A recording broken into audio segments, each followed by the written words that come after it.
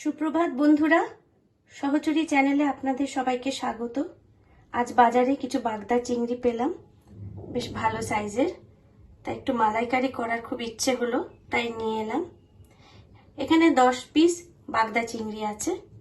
আর এই চিংড়ি মাছের মালাইকারি করবার জন্যে যে মশলাগুলো আমার করতে হবে সেগুলো হলো, প্রথমে আমি ফোড়নের জন্য 2টো তেজপাতা, 1টা দারুচিনি, 2টো লবঙ্গ আর 2টো এলাচ নিয়েছি।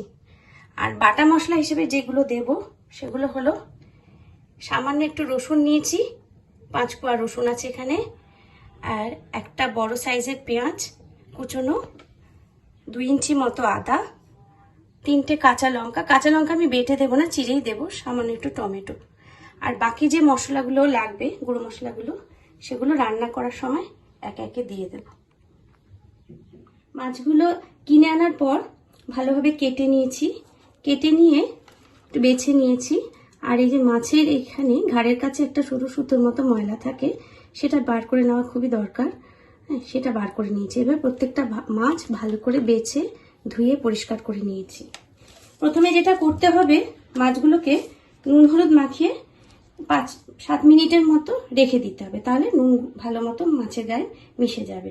আমি পরিমাণ মতো নুন মাছগুলোর মধ্যে দিয়ে দিচ্ছি।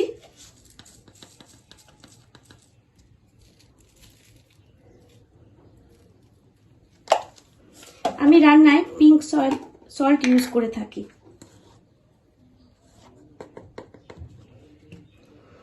আর পরিমাণ মতো হলুদ দিয়ে দিলাম।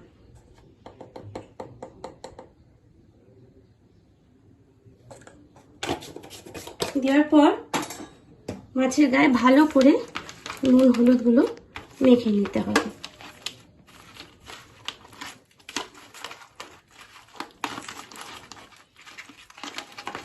নুন হলুদগুলো ভালো করে মেখে কিছুক্ষণ রাখার পর মাছগুলো ভাজবো। তেল গরম হয়ে এসছে, এবার একটা একটা করে মাছ ছেড়ে দেব। চিংড়ি মাছ খুব বেশি একটা ভাজতে হয় না, এপিট ওপিট করে সামান্য একটু ভেজে তুলে নিতে হয়, কারণ তা না হলে মাছগুলো শক্ত হয়ে যায়। যাকে বলে সাঁতলে নেওয়া, মানে সামান্য একটু সময় আমি সাঁতলে নেব, 2-3 সেকেন্ড।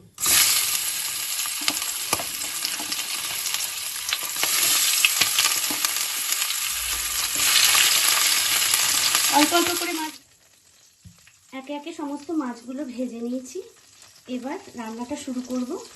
তার আগে কিছু মশলা ফোড়ন দেব। ফোড়নের জন্য কড়াইতে সামান্য একটু গোটা জিরে, সাদা জিরে দিলাম, 2টো তেজপাতা,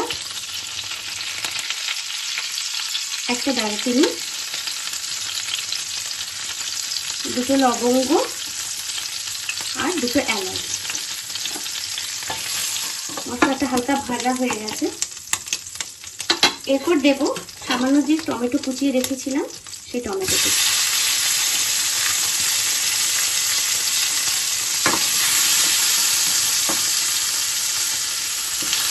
টমেটোটা ভাজা হয়ে গেছে। এরপর যে পেঁয়াজ, আদা আর রসুনের পেস্ট করে নিয়েছি সেই পেস্টটা দিয়ে দেব।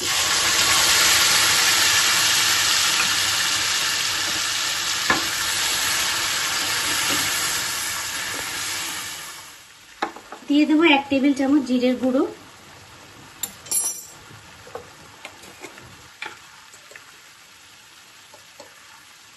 ছোট চামচের 1 চামচ হলুদ,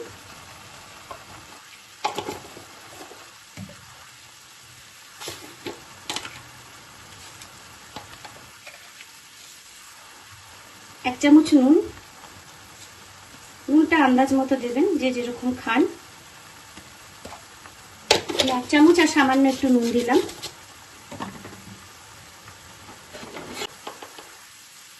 আর দেব 1 চামচ কাশ্মীরি লাল লঙ্কার গুঁড়ো। এবার সমস্ত মশলাগুলো দিয়ে মিডিয়াম আঁচে ভালো করে কষিয়ে নেব। মশলাগুলো কষাতে যখন একটু তেল ছাড়বে, উপর দিকে তেলটা ভেসে উঠবে, তখন বোঝা যাবে যে মশলাটা ভালো মতো ভাজা হয়ে গেছে।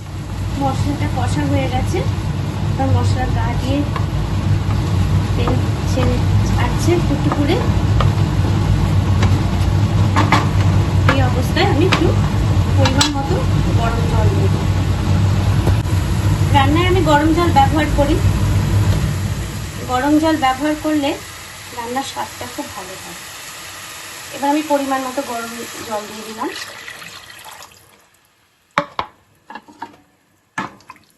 এবার একটা একটা করে চিংড়ি মাছ জলের মধ্যে ছেড়ে দেব।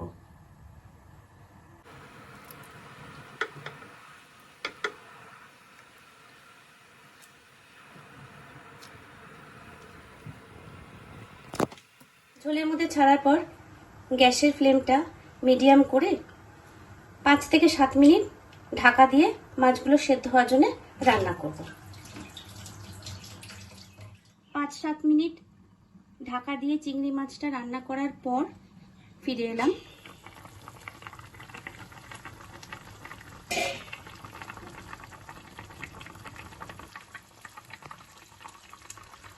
এবার 1 চামচ কোকোনাট পাউডার জলে গুলে রেখেছিলাম সেটা দিয়ে দেব। আমি রান্নায় খুব একটা কোকোনাট ইউজ করি না, কিন্তু আজকে দিলাম।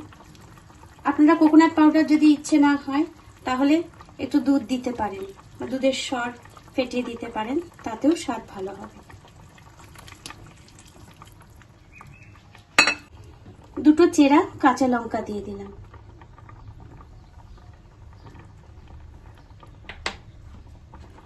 আর দিলাম 1/2 চামচ শাহি গরম মশলা।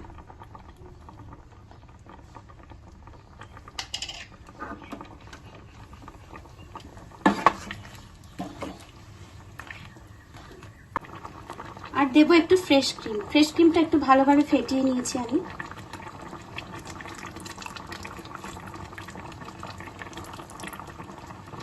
তাহলে আমার চিংড়ি মাছের মালাইকারি রেডি।